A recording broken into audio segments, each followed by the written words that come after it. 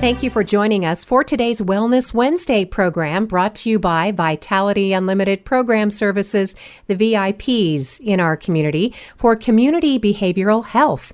And today's guest, we're so pleased to welcome back Shelbie Riley. She's a licensed social worker, and her specialty is in rural foster care recruitment. Welcome to our program again, Shelbie. It's always a pleasure to visit with you. Thank you so much for having me again, Lori. Absolutely. Well, we can certainly mention a little bit about your background, your role with Nevada Division of Child and Family Services, if you wouldn't mind. Yeah, so I've been working for the Division of Child and Family Services for 4 years now. I started my journey as an intern, and then I worked as a CPS case manager for almost 3 years, and I have been the foster care recruiter for our rural area for the last year and a half. Well, thanks, Shelbie. Obviously, Nevada Division of Child and Family Services plays an important role in our state. If you wouldn't mind talking about the importance of this state agency. Yeah, so the Nevada Division of Child and Family Services is an agency designed to keep kids safe in their communities. And there's a lot of programs within that division, but we're here to talk about specifically our foster care program. Over 400 children in rural Nevada are in need of protection because some form of neglect or abuse is occurring in their home. Our agency works with families to reunify children to a safe place or find other permanent options when it's applicable. And Shelbie, we know that there are various reasons why kids need to go into care. Probably the most common factor in all of this is that they are certainly not to blame for the situation that they're in. Yeah, no, absolutely not. So according to our most recent data book, 61% of our kiddos are coming into care because some form of abuse or some form of neglect is going on. And so neglect can have a bunch of different reasons umbrellaed under that. So some of those could look like parents that are struggling with addiction. It can look like parents that are struggling with domestic violence. It can also be environmental neglects or educational neglect that are brought on by effects of poverty and under-resourced communities. What it really means is that most of our families are struggling, and they're just like you and I, but they're in one of the most major crises of their life. Their children are looking for a soft place to fall when their parents are working on rebuilding their lives and working on creating that safe place for them to come back to. What it doesn't mean is that our children are unwanted. In fact, that's some of our lowest numbers. 8% of our youth that enter foster care were determined to experience physical abuse, while only 0.5% were voluntarily relinquished from their birth families. Wow, those are some pretty incredible figures when you consider what the stereotypes have been, Shelbie. Shelbie Riley is a licensed social worker. And Shelbie, we've been talking today about the importance and the need for foster caregivers locally. Would you mind expanding on that for us? Yeah, absolutely. So we are in need of foster homes more than ever. In Elko County, we have 4 foster homes. All of those homes are full except for one spot for a child under the age of 10. If you go a little more down south to Ely, all of those homes are full. And then closer around, we have 2 homes in Winnemucca that have a spot for 1 or 2 children each.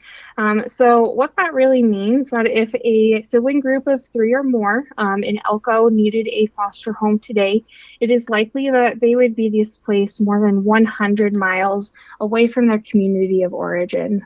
So when we're really talking about rural Nevada, we're talking about very spread out and far apart communities. And that is why it's so important that we have enough in our own community to make sure that we can keep them where they are familiar with. Gosh, Shelbie, can you tell us about why it's important to keep kids in their community if possible? Some people listening might think, well, if kids are in jeopardy, it might be good to move them out of their community, but we understand that that's not the circumstance. Yeah, so what's really important to start with is that just the act of being removed from your family is traumatic to children. So every child that enters foster care has experienced that trauma. And that's because maybe what was going on in their own family was their normal. They may not know that what was going on was abuse or neglect in their home. And even if they did, being placed into an unfamiliar environment where they have no control over or no kind of foresight on what the future is like is extremely stressful to children. And so we really strive to keep children in familiar environments to reduce that impact of their trauma. If we can keep children around their same teachers, their same friends, that same school, those same mentors, whatever it is to keep them in some element of their world. Children that are placed far away from home are more likely to struggle with school, with behavior, and with their mental health for situations that they're really only a victim of. And Shelby, what about the importance of keeping brothers and sisters together?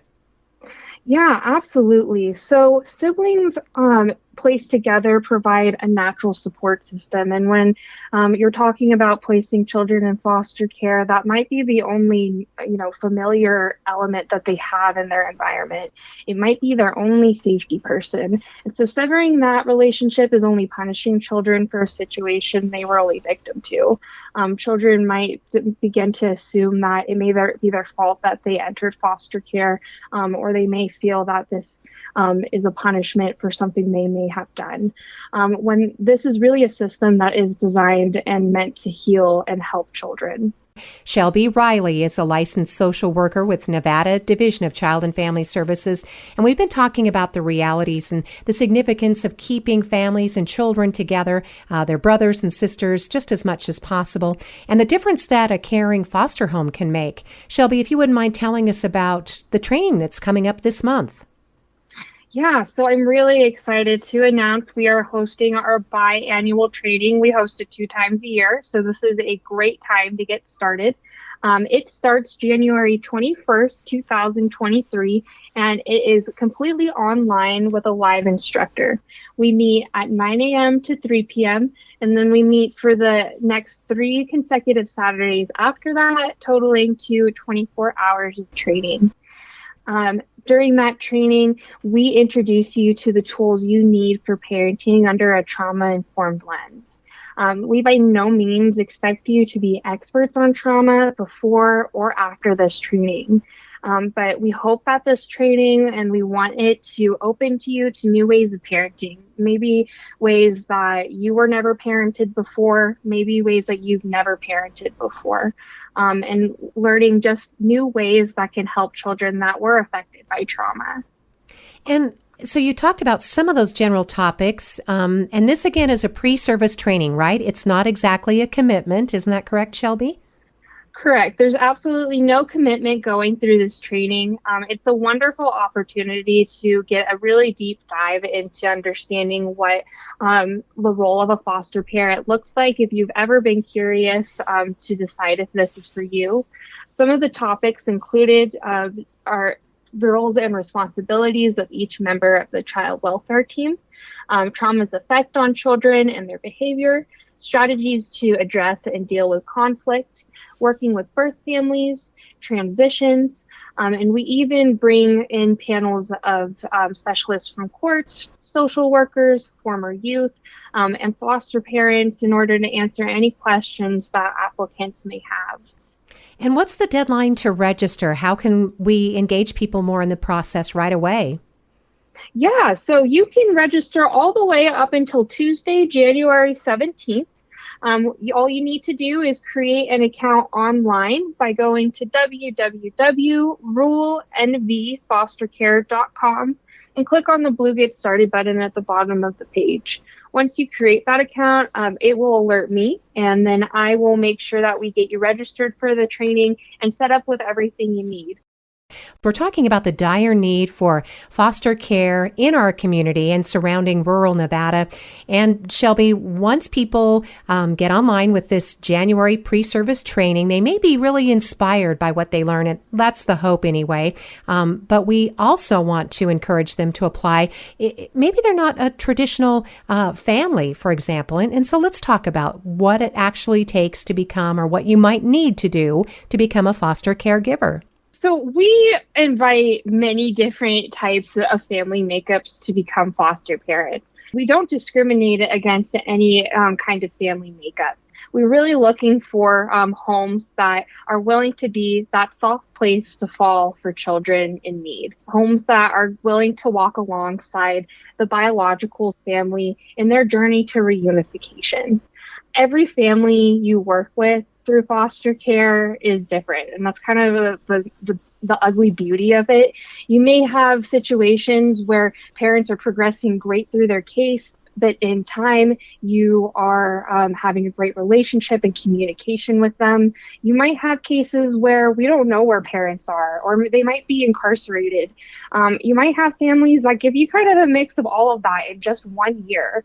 And so we just really invite you to learn and to really be there for children that are really in a big crisis in their life and for whatever it is that they need. You have an entire child welfare team that helps manage your case. You'll have regular child family team meetings, and you will regularly have a social worker that is ultimately in charge of making sure that the well-being of the child is met. Including that, you also have a good community of other foster parents in your community that are always ready to step up and help you. Well, I guess the only thing I might say in wrapping up our